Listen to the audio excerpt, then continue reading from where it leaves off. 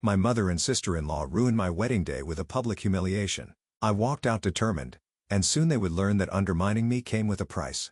I always imagined my wedding day would be perfect. Instead, I watched it implode in spectacular fashion as my future mother-in-law grabbed the microphone during our ceremony, her face twisted with disgust. My name is Nancy, and this is the story of how my wedding became ground zero for the most humiliating moment of my life, and ultimately, the catalyst for my greatest triumph. I object to this union. Caitlin's voice boomed through the church speakers. My son deserves better than a gold digger from the wrong side of the tracks. The collective gasp from our 200 guests seemed to suck all the oxygen from the room. Eddie, my almost husband, stood frozen beside me, his hand going slack in mine.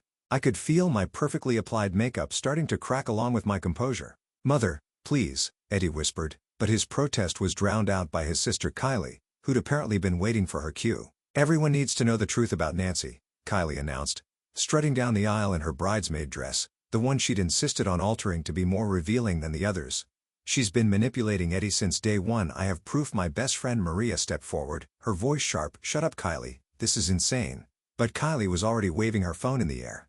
"I have screenshots of Nancy telling her friend how marrying into our family would solve all her problems, how Eddie was her meal ticket. Those are fake." I finally found my voice, though it trembled. "Eddie, you know they're lying." Eddie turned to me, confusion clouding his features.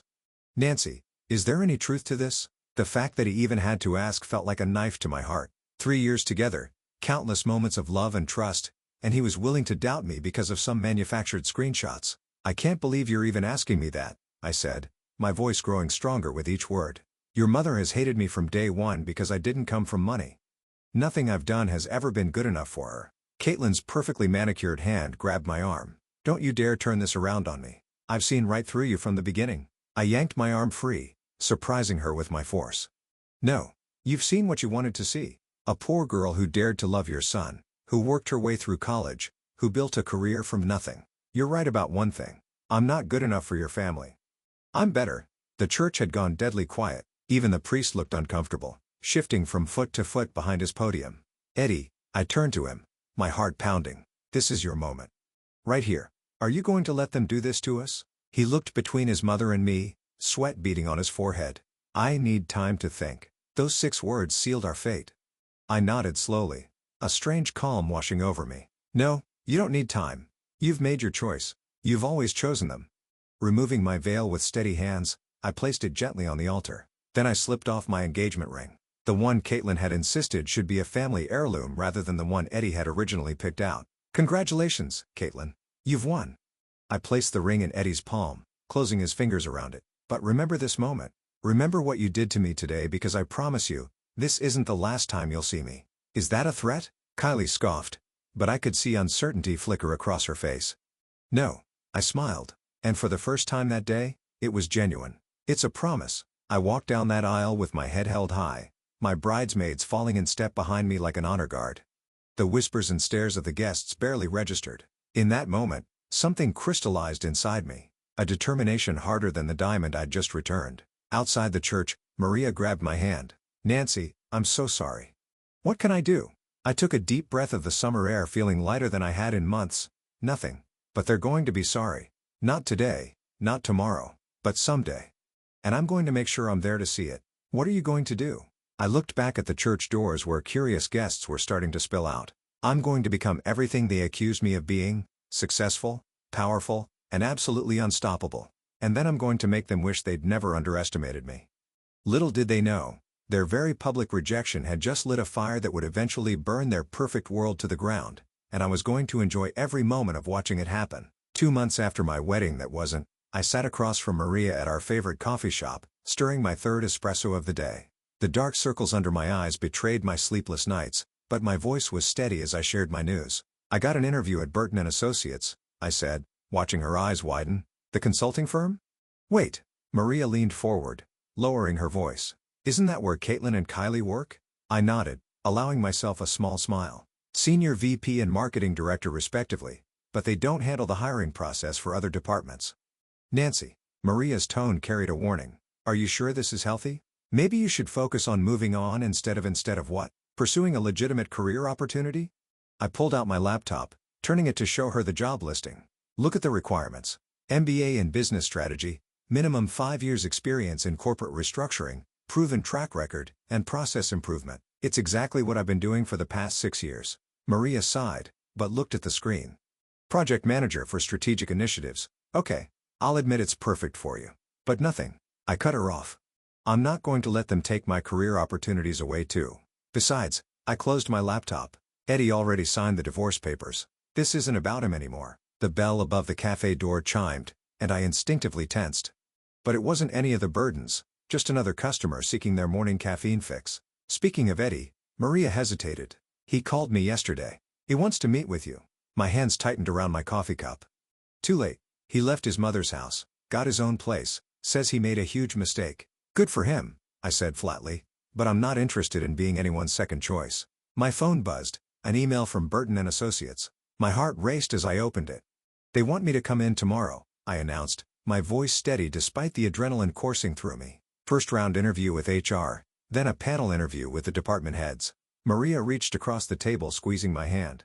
Just promise me you'll be careful. Don't let revenge consume you. I'm not consumed by revenge, I said, standing up and gathering my things. I'm motivated by justice. The next day, I walked into Burton and Associates wearing my sharpest suit and carrying a portfolio filled with project proposals I'd spent weeks perfecting. The receptionist directed me to the 14th floor where a woman named Valerie would be conducting my initial interview. Valerie turned out to be nothing like I expected. In her mid-30s, with a warm smile and sharp eyes, she gestured for me to sit across from her desk. Your resume is impressive, she began, but I'm more interested in hearing about your vision for this role. What would you do in your first 90 days? I pulled out my portfolio. I've analyzed your company's public financial reports and identified 3 major areas for improvement. First, your current project management system is outdated.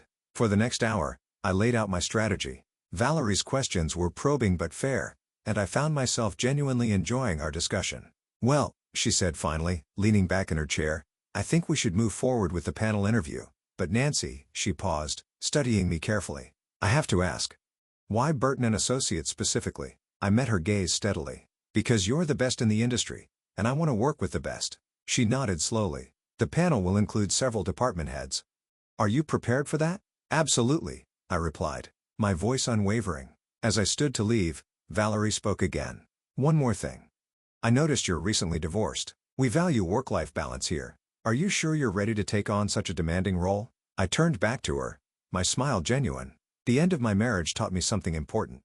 When life knocks you down, you have 2 choices. You can stay down, or you can get up stronger than before. I chose the latter. Valerie's expression softened. The panel interview is next Tuesday at 2 p.m. And, Nancy, between you and me, I think you're exactly what this company needs. Walking out of the building, I felt lighter than I had in months. This wasn't just about revenge anymore. It was about proving to myself and everyone else that I was capable of so much more than they'd given me credit for. My phone buzzed with a text from Maria. How did it go? I typed back. Phase 1 complete. They have no idea what's coming. The game was on, and this time, I was playing to win. My first day at Burton and Associates started with a series of fortunate coincidences. The elevator was under maintenance, forcing everyone to use the stairs, which meant no awkward early morning encounters with my former in-laws. I'd also been assigned to the 12th floor, 2 levels below where Caitlin and Kylie worked. Welcome to the chaos, Valerie greeted me, leading me through a maze of cubicles. Your office is right here. I made sure you got the one with a view. I set my laptop bag on the desk, taking in the floor-to-ceiling windows. It's perfect. When do I meet the team? Right now, actually. They're waiting in the conference room. Valerie paused, her hand on the door. Just manage your expectations. This department has been struggling for a while. The conference room held 6 people, all looking various degrees of defeated. Their body language screamed, given up, from slumped shoulders to avoided eye contact.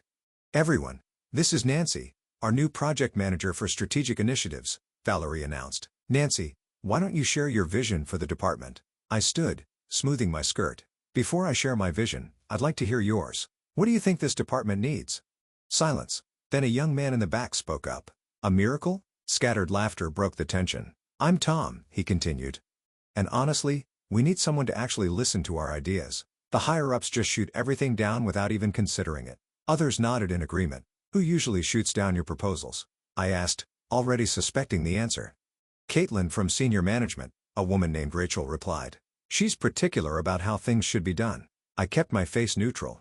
Well, I'm not interested in how things have always been done. I'm interested in what works.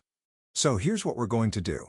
For the next hour, I outlined my plan to revitalize the department. With each point, I saw sparks of hope returning to their eyes. Later that afternoon, Valerie stopped by my office. You've got them excited. That's no small feat.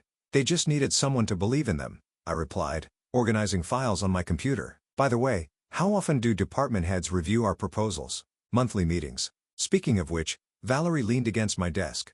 There's one tomorrow. Caitlin always attends. Should I be concerned about that? I met her gaze. Why would you be?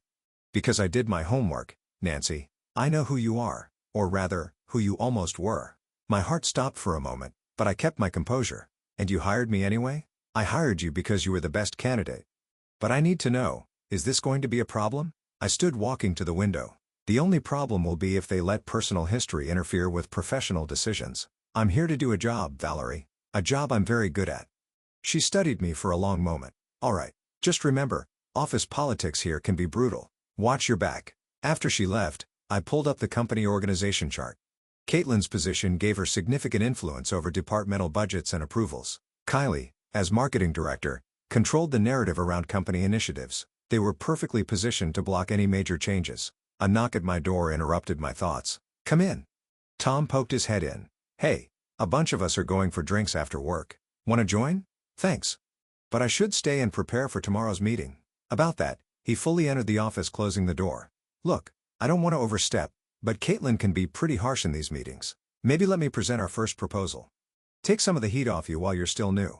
I smiled, touched by his concern. I appreciate that, Tom, but I've dealt with harsh critics before. I can handle Caitlin. That evening, I stayed late, refining our presentation. The cleaning staff had already come and gone when my phone buzzed with a text from Eddie. Heard you're working at Burton and Associates now. We should talk. I deleted the message without responding. The past was the past. I was focused on the future now. As I gathered my things to leave, movement caught my eye through my office window. Across the street, in the building's reflection, I could see Caitlin's office lights still on. Her silhouette paced back and forth, gesturing animatedly during what appeared to be a heated phone call. I watched for a moment, remembering how she'd paced similarly at my wedding, working herself up before her dramatic objection. But this time, I wasn't the nervous bride hoping for approval. This time, I was a professional with a plan. Game on, Caitlin, I whispered to her reflection. Let's see how you handle someone who isn't afraid of you anymore. Tomorrow's meeting would be interesting indeed. The conference room buzzed with tension as executives filed in for the monthly review. I sat calmly at the table, my presentation ready, watching the door. When Caitlin entered, her designer heels clicking against the hardwood floor, I kept my eyes on my laptop screen. Let's begin. Sean, the CEO, announced from the head of the table. I understand our new strategic initiatives team has something to present. I stood smoothly, connecting my laptop to the projector. Yes, we've identified several opportunities for immediate improvement in our project management systems. Excuse me. Caitlin's voice cut through the room like ice. But who exactly are you? I turned, meeting her eyes for the first time since my wedding day. Nancy, project manager for strategic initiatives. I started yesterday. The color drained from her face. Behind her, Kylie nearly choked on her coffee. Is there a problem, Caitlin? Sean asked, frowning at her reaction. She recovered quickly, though her knuckles were white around her pen. Please continue. I launched into my presentation, highlighting the inefficiencies in their current system and proposing a streamlined alternative. Our analysis shows we're losing approximately 20% of our productive hours to redundant processes. That's impossible, Kylie interrupted. Marketing has reviewed our workflow and, actually, I pulled up a detailed spreadsheet. Here's the data from the last 6 months. You'll notice the pattern of delays, particularly in projects requiring multi-department approval. Sean leaned forward, studying the numbers. This is concerning. How did we miss this? Because nobody wanted to challenge the status quo, I replied, careful to keep my tone professional. But maintaining the status quo is costing us millions annually. These numbers are manipulated, Caitlin snapped. You've been here one day. How could you possibly have been analyzing publicly available company data for weeks as part of my interview preparation? I cut in smoothly. And since starting, I've had my team verify every figure. Tom, would you like to speak to the methodology? Tom stood, backing up my findings with specific examples from our department. I watched Caitlin's face darken as other team members joined in, each offering evidence of the systemic problems they'd faced. Enough. Caitlin finally burst out. This is ridiculous. Sean, You can't seriously be considering a complete overhaul based on the recommendation of a highly qualified professional with an MBA and extensive experience in corporate restructuring? Valerie supplied helpfully. I vetted Nancy's credentials myself.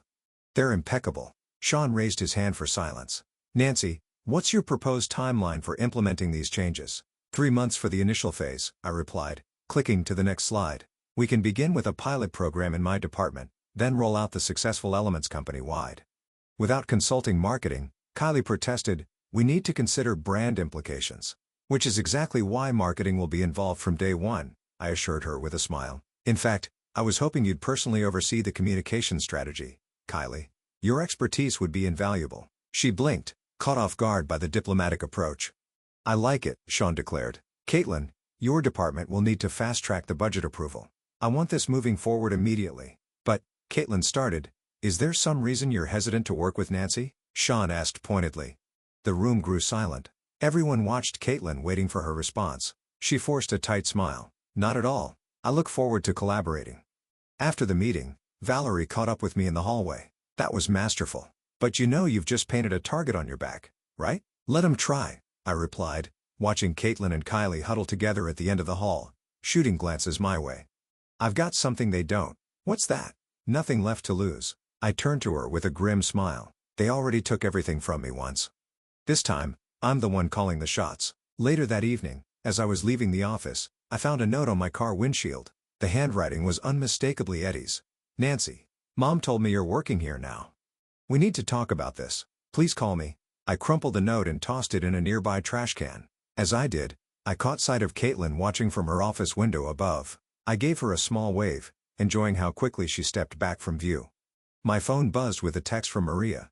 How was the first big meeting? I typed back, Phase 2 complete. They never saw me coming. The pieces were falling into place perfectly.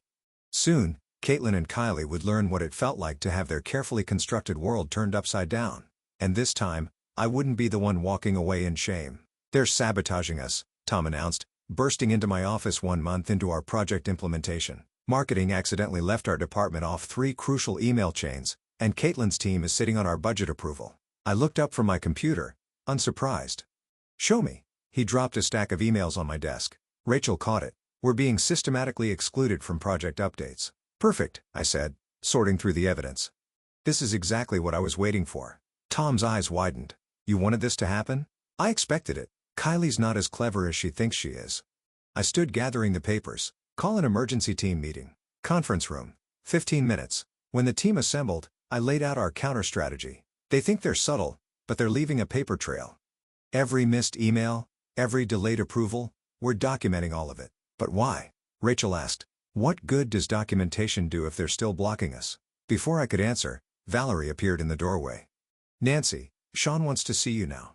My team exchanged worried glances as I followed Valerie to the executive floor. In Sean's office, I found not only the CEO, but also Caitlin and Kylie, both wearing triumphant smiles. Nancy, Sean gestured for me to sit. We have concerns about your project's progress.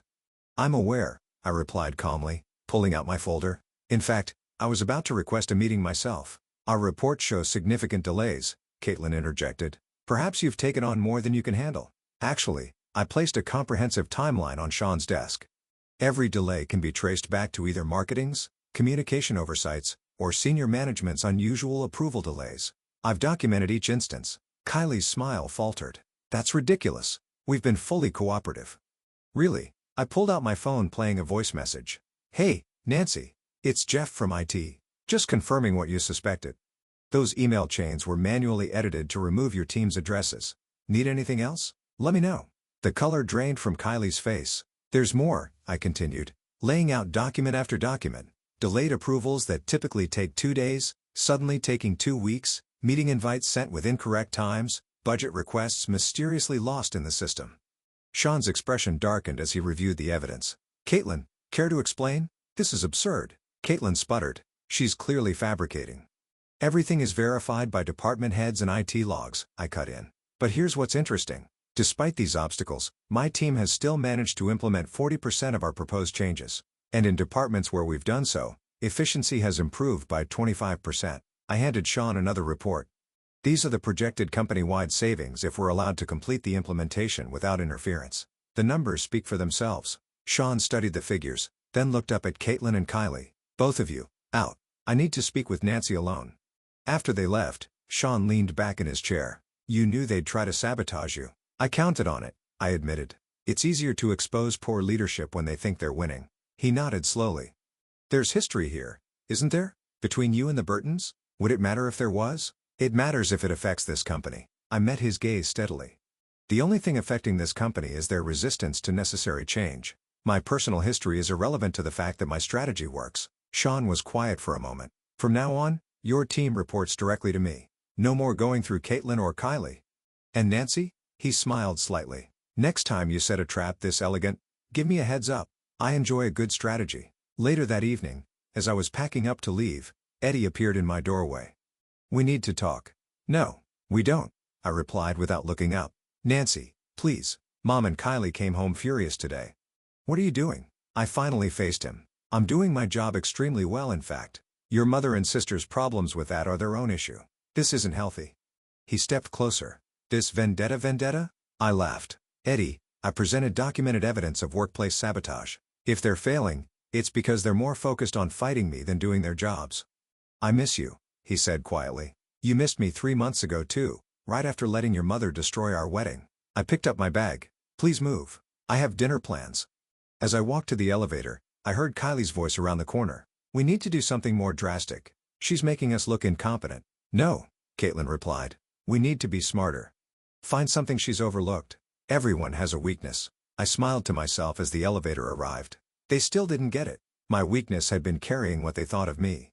Now I only cared about winning. And I was just getting started. All hands on deck, I called out striding into the office early Monday morning. The quarterly review is in 3 days, and we need to be perfect. My team gathered around, coffee cups in hand, looking both exhausted and excited. Over the past 2 months, we'd transformed from the company's forgotten department into its rising star. Tom, how's the data looking? He grinned, pulling up charts on his tablet. Better than projected. Efficiency up 35% across implemented areas. Cost savings already hitting 7 figures. Rachel, employee satisfaction surveys show a 40% improvement in departments using our new system. Even marketing's numbers are up, though Kylie's trying to take credit for that. I was about to respond when Valerie burst in. Nancy. Emergency meeting in Sean's office. Now. The urgency in her voice made my stomach tighten. In Sean's office, I found him looking grim with Caitlin wearing a satisfied smirk. Close the door, Sean instructed. Nancy, we have a situation. Caitlin has brought some concerning information to my attention. Caitlin slid a folder across the desk. We've discovered irregularities in your department's reporting methods. I opened the folder, scanning the contents. These aren't our reports. This isn't even our data format. They were found on the company servers, Caitlin pressed, under your department's files. Because someone put them there, I replied calmly, pulling out my phone. Check the metadata. These files were created last night at 11:43 p.m. Would you like to see the security footage of who was in the building at that time? Caitlin's smirk faltered. Furthermore, I continued, our actual reports are verified by 3 independent departments and backed up on separate servers. Tom? On cue, Tom appeared in the doorway with his laptop. Here's the real data, plus the security logs showing when and how the fake files were planted. Sean's expression hardened as he reviewed the evidence. Caitlin, this is a serious accusation you made. If these files were planted, of course they weren't, she snapped. She's obviously covered her tracks. Actually, Tom interjected, the security footage shows Kylie accessing Nancy's department files last night. She's not as good with computers as she thinks, left quite a trail. Sean stood slowly. Caitlin, you're suspended pending an investigation. Please leave the building immediately. You can't. I can and I am. This kind of corporate sabotage is grounds for immediate termination. You're lucky I'm only suspending you for now. After Caitlin stormed out, Sean turned to me. You knew they'd try something like this? I knew they were desperate. The quarterly review would have proven my system works better than theirs. They had to try to discredit me before then. He nodded thoughtfully. The review's been moved up tomorrow morning. I want this resolved before the board meeting next week. That evening, I stayed late preparing. Around midnight, Eddie appeared at my door. Mom's devastated, he said without preamble. Your mother's facing the consequences of her own actions, I replied, not looking up. Again. This has gone far enough, Nancy. You've made your point. Finally, I met his gaze. Have I? Because from where I'm sitting, I'm just doing my job.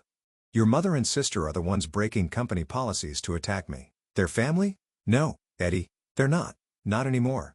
You made sure of that when you chose them over me. He stepped closer, his voice softening. I made a mistake. I miss you. We could start over.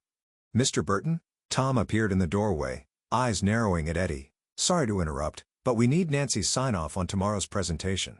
Of course, I stood gathering my things. Eddie was just leaving.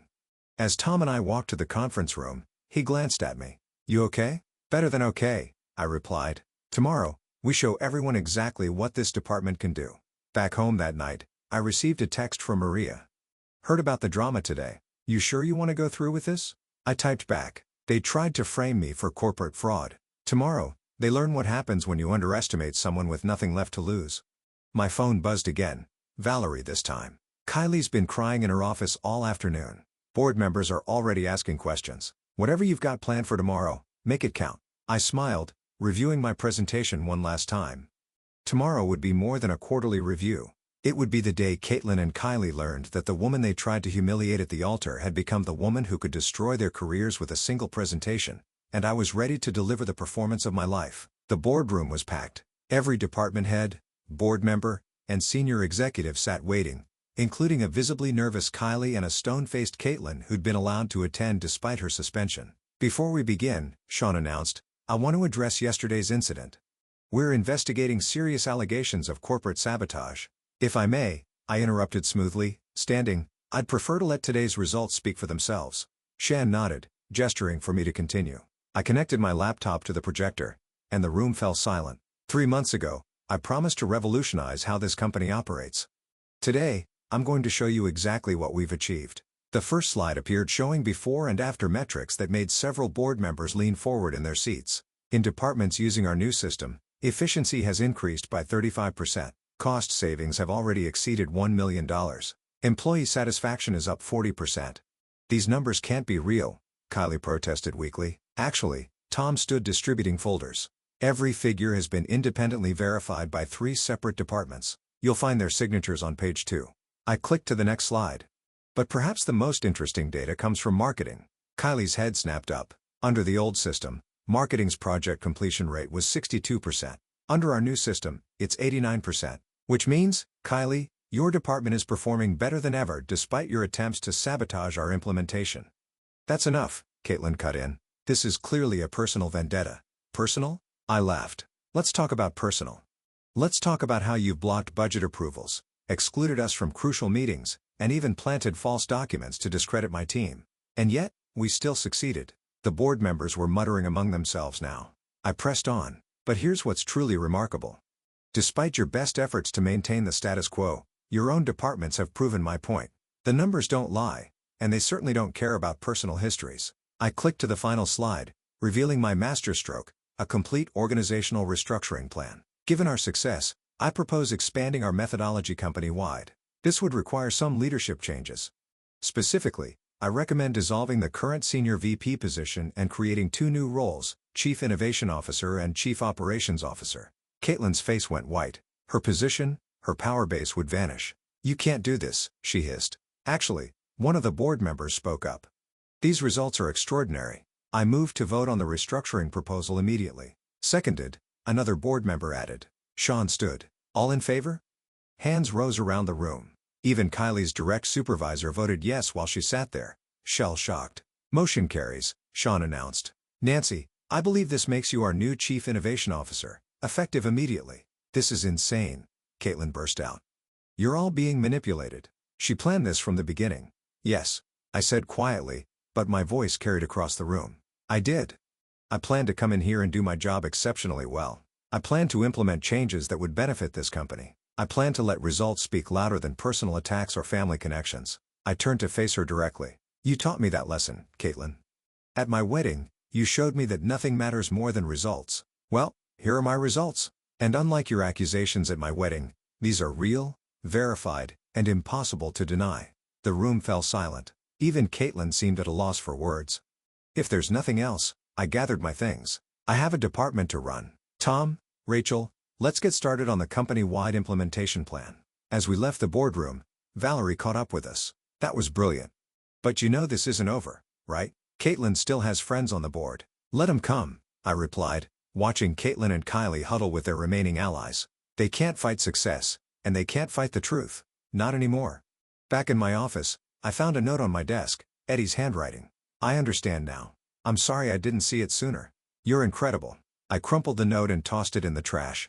Through my window, I could see Caitlin in her office, frantically making calls while Kylie sat at her desk, head in her hands. My phone buzzed. Maria, how did it go?